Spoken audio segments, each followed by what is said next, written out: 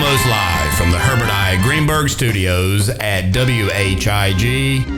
It's Up Late with Sam Bass. Thank you, Scott Smith, and welcome to the show. Greetings, everyone. Glad to have you here tonight.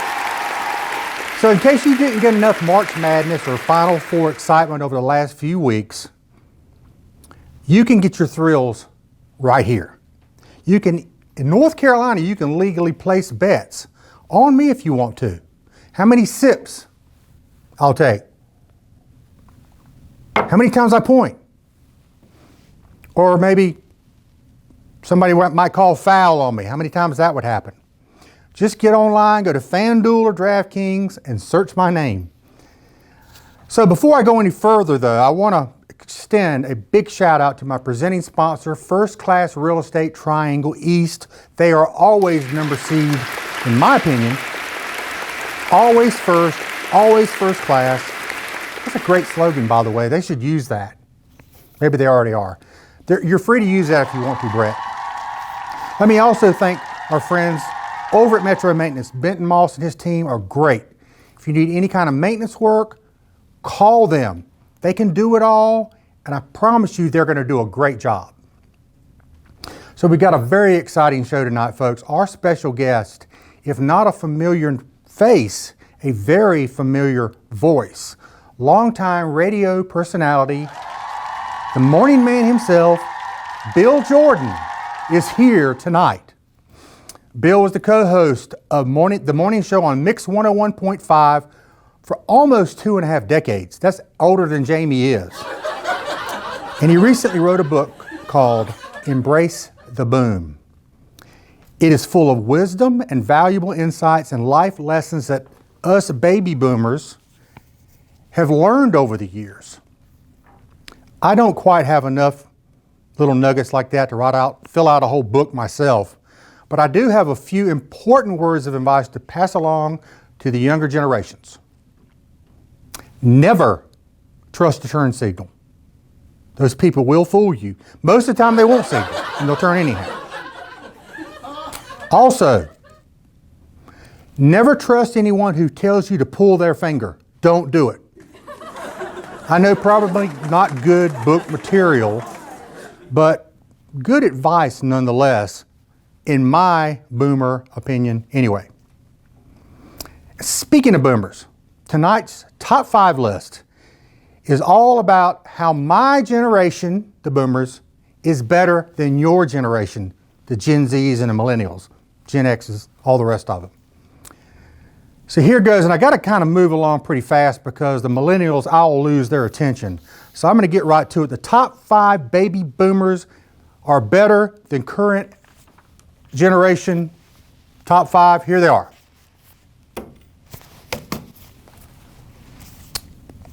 Number 5, we actually had social skills instead of social media.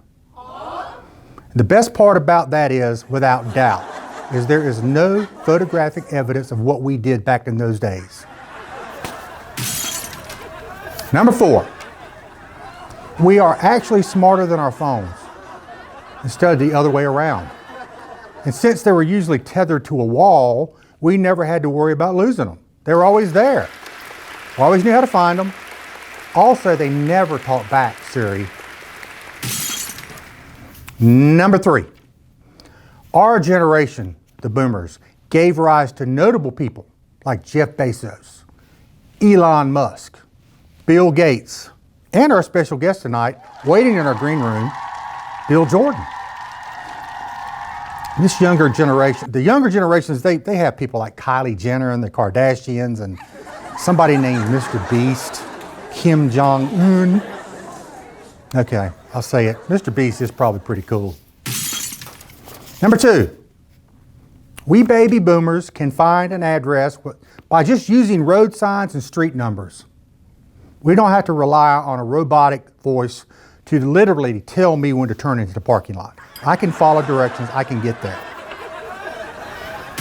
And the number 1 thing that makes my generation better than yours, if you're not a boomer, you know, all those vinyl records that you guys are running down looking for all the time, We had them first, and we still have them.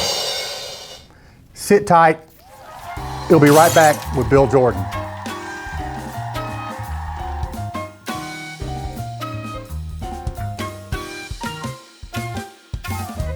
Metro Maintenance has provided fast, reliable services in Nash, Edgecombe, and Halifax counties for over 35 years. Metro Maintenance offers services for residential, commercial, and institutional facilities. These services include heating and cooling, electrical, plumbing, and general repairs. Our numerous years of experience, knowledge, and resources help us to accomplish our mission of serving our customers with superior service achieved through integrity and hard work. All of our work is guaranteed. For service, call 252-977-2730 or find us on the web at metro-maintenance.com. First Class Real Estate Triangle East. When buying or selling a property, think of us first.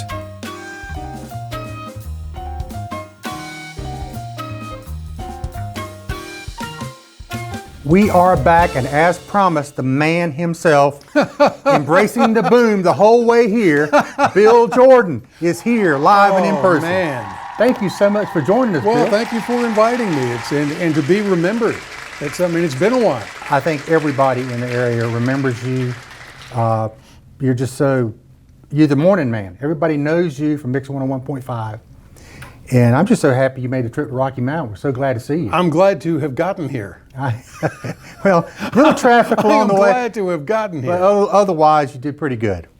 So when I ask you about this book, folks, Embrace the Boom, get it. He's going to tell you in a minute where to get it from, but this thing is full of life lessons. You won't just read it once, you'll read it several times, every day maybe. It has great lessons in it.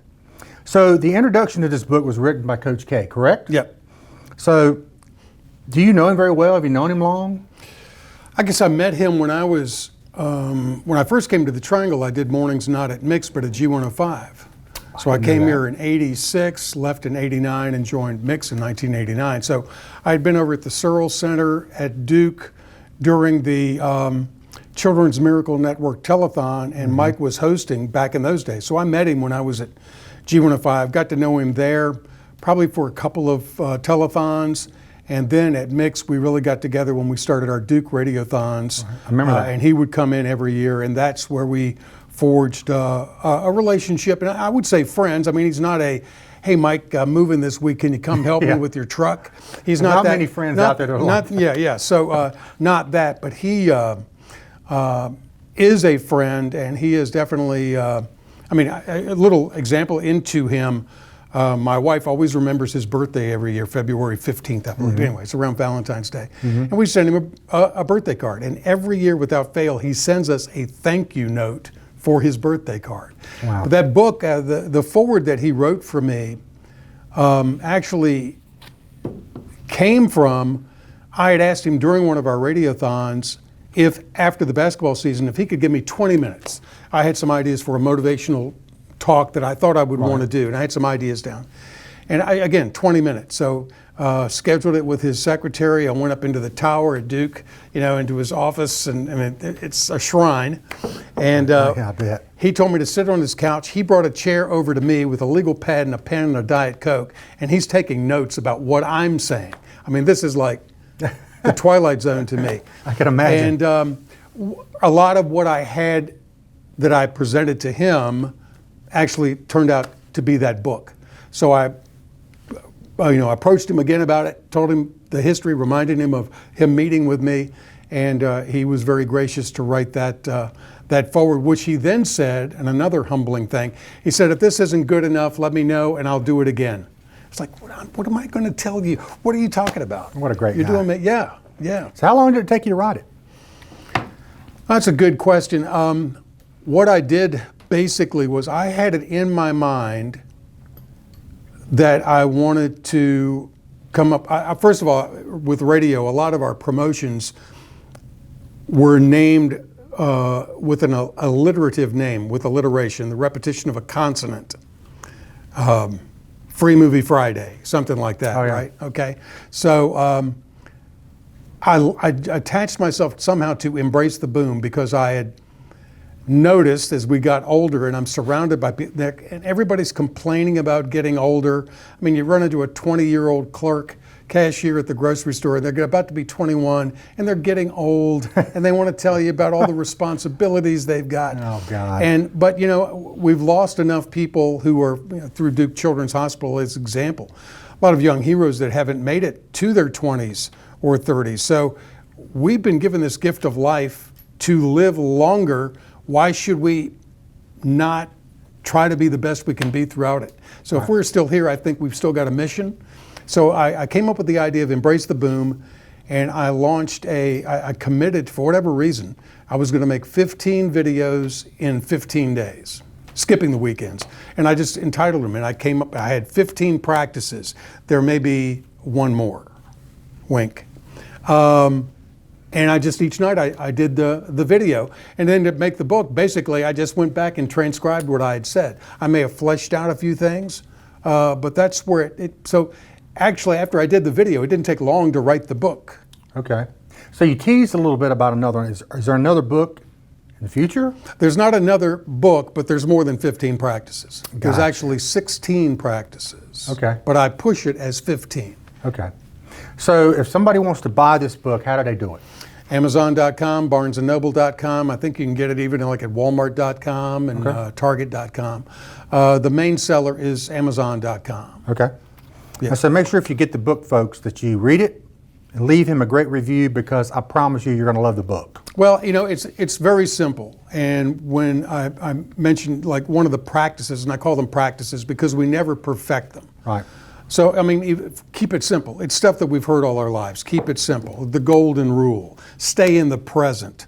Stuff like that. But it expands on some of those things in a new way I have of looking at them. And really, it's basic stuff. Mm-hmm. And if you look at business or look at sports, if you become very, very good at the basics and the fundamentals, you're going to be hard to beat. And I think it's the same with life. Right. So I'm going to switch gears a minute. I'm going to talk about, you had a long career in radio. Almost 40 years altogether, is that correct? Yeah, right, just shy of 40 on the air, and then I went back and joined Mix in 2016 for 18 months. I did 3 podcasts a week, and then helped the new morning show with Radiothon and also with Toys for Tots and stuff like that. Great cause. So it's something you always wanted to do, work in radio? Is it just one of those things you kind of fell into with having a great voice? Or? It's interesting. I have 2 brothers. My oldest brother, Terry, passed away last October. He was in radio. My middle brother went to the University of Richmond, majored in German, studied at the University of Munich his junior year, became fluent. When I went to University of Richmond, I took German, but I also got involved in the campus radio station. Mm-hmm. My older brother, Terry, in radio, was in Richmond at the time. So it was like I had these 2, brothers, each on a different path. I was taking German, and I was really loving German to where I was even beginning to think in German. I don't know if you've ever studied a foreign language to where you're thinking in it. So I thought, okay, I'm going to get out, I'm going to be fluent in German, I'll join the Army, get into Army intelligence, go to Europe and chase spies. You're going to be James Bond. I was going to chase spies, right? But I got involved with campus radio, and I'd go on the weekends and hang out with my oldest brother, Terry, watch him on remotes or watch him at the radio station. And when I got involved with campus radio, he said, you don't want to do that because you're going to get the bug and you're not going to study. Mm-hmm. And that is exactly what happened. Wow. So I dropped out of college after 1 year, basically after 1 semester. I stayed to do campus radio. Wow. And so I took the radio path. So you don't have the stereotypical DJ voice, the whole boss radio deal. You're just a regular guy. I think I started, and everybody does we call it puking.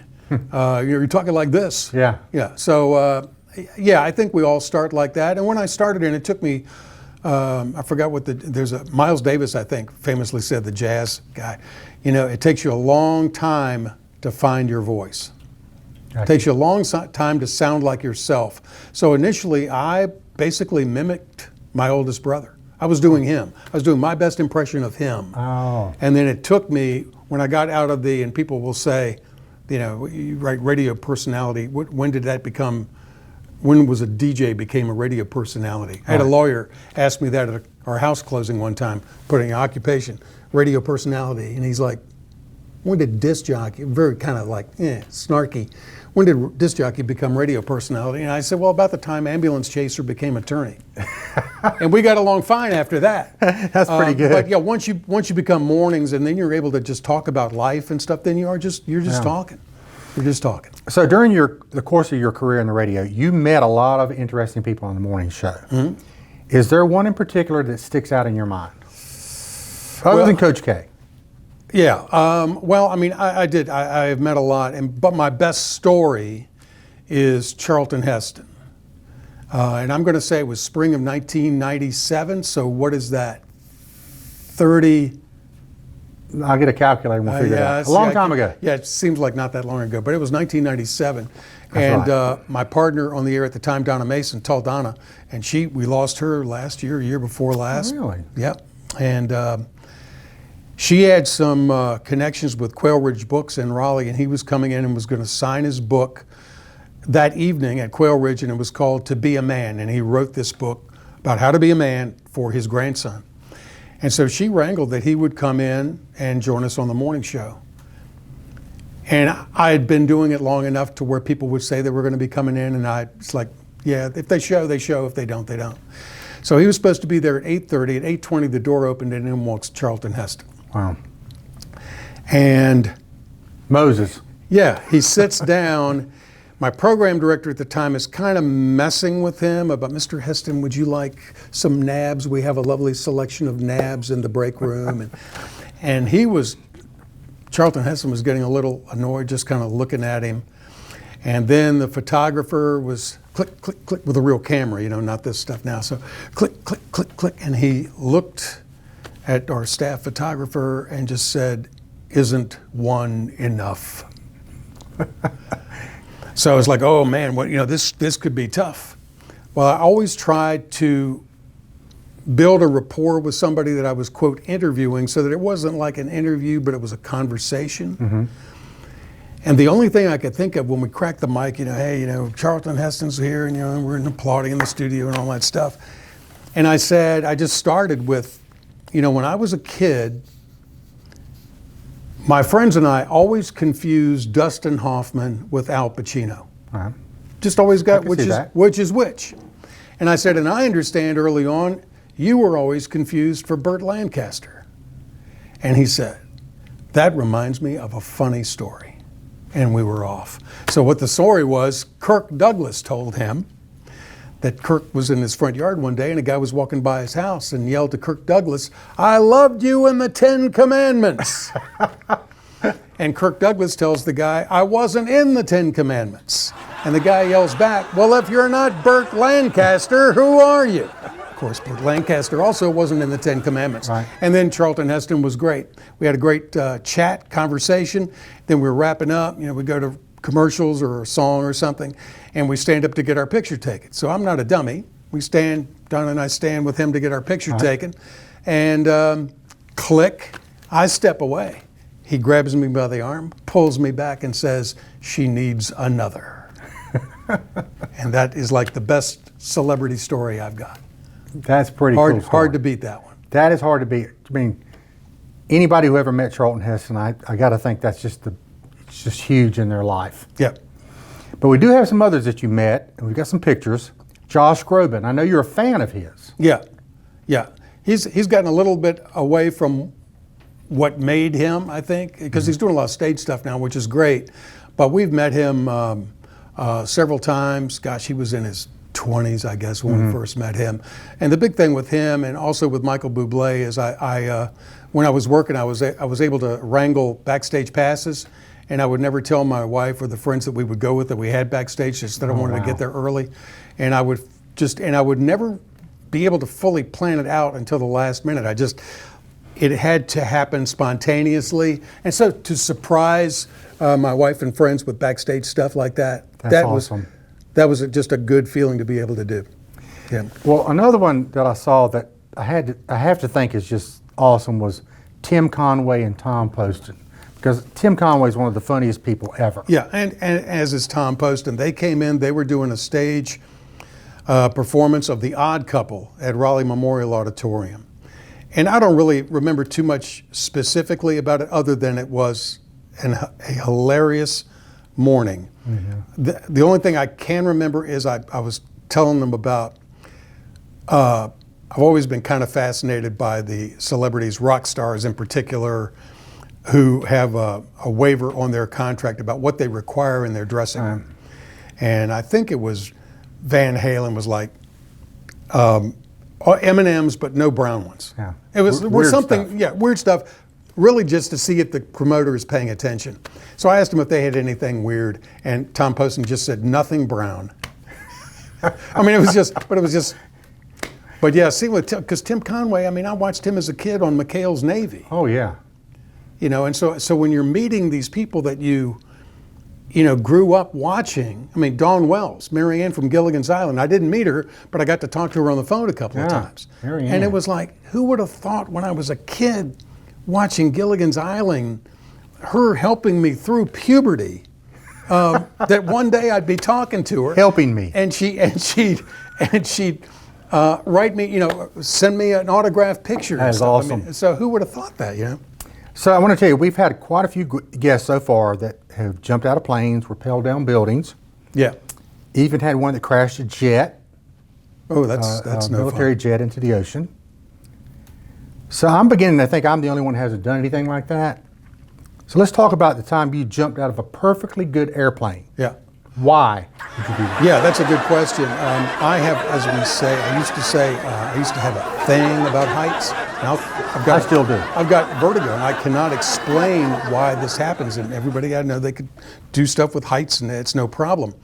And it had come up a couple of times about doing the skydiving thing, and I just wouldn't do it. I did, though, to myself say, if the Golden Knights ever said yes, I got to do it.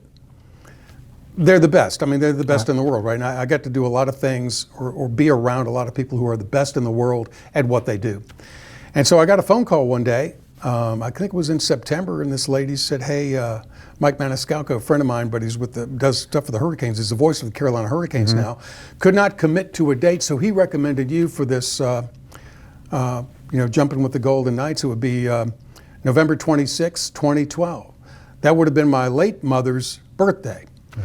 And she said, I'm like hemming and hawing, and she says, hey, they tell me you can say no at any time. I said, I can say no on the plane?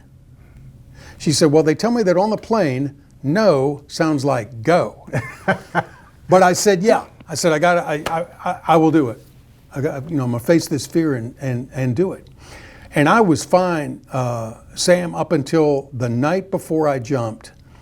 And I had this vision in my mind of being, it's a tandem jump. You're just not jumping out. You're going with somebody and hanging on.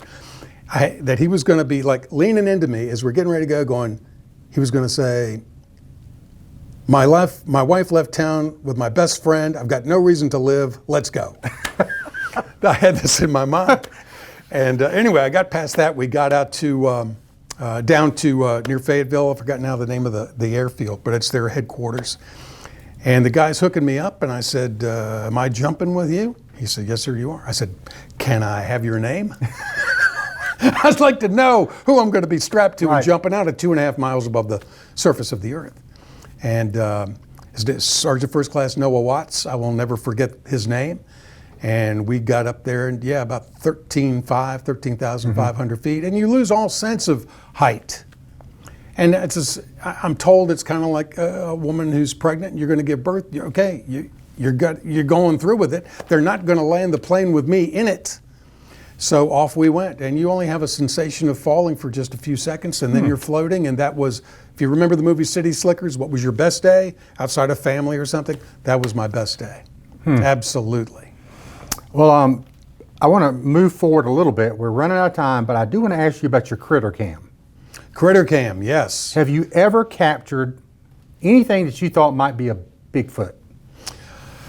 I've caught myself a few times on it, but no, but we get all kinds of stuff. We're in Fuquay, Varina, in a neighborhood, but there's some woods around there, so we get raccoons and possums and feral cats and deer and big bucks every now and then. Well, there's a fox, and every now and then some coyotes. Wow. So what's next for Bill Jordan? What's next for Bill Jordan? Well, I'm also doing some voiceover stuff. That's another kind of a side hustle I've got. So I'm kind of percolating on another idea about Embrace the Boom. It might be, I think the next logical step for that is to do the Audible version. Yeah. I mean, that makes sense. Yeah. I think that's the first thing I look for in your book. Yeah, well, I've kind of put, my wife's got a book also, and I've never done her book, and she's wanted me to do her book. And it's like, if I don't do her book, but I do my book, well, you know. I got you. So that puts me in a tough situation. Listen, I want to thank you so much for coming on, Bill. This has been great. My pleasure. We're going to have you back because there's so much more information I've got here to talk to you about, but we have run out of time. Okay. Thank you so much. Thank you. Thanks for coming to Rocky Mount. We'll be right back.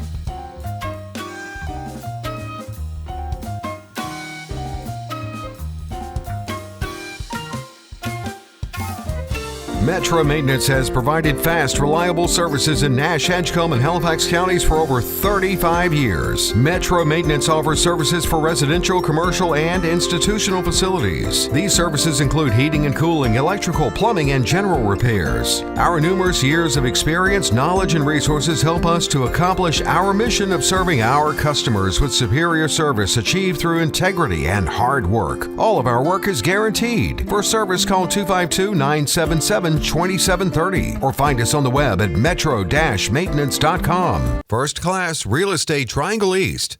When buying or selling a property, think of us first.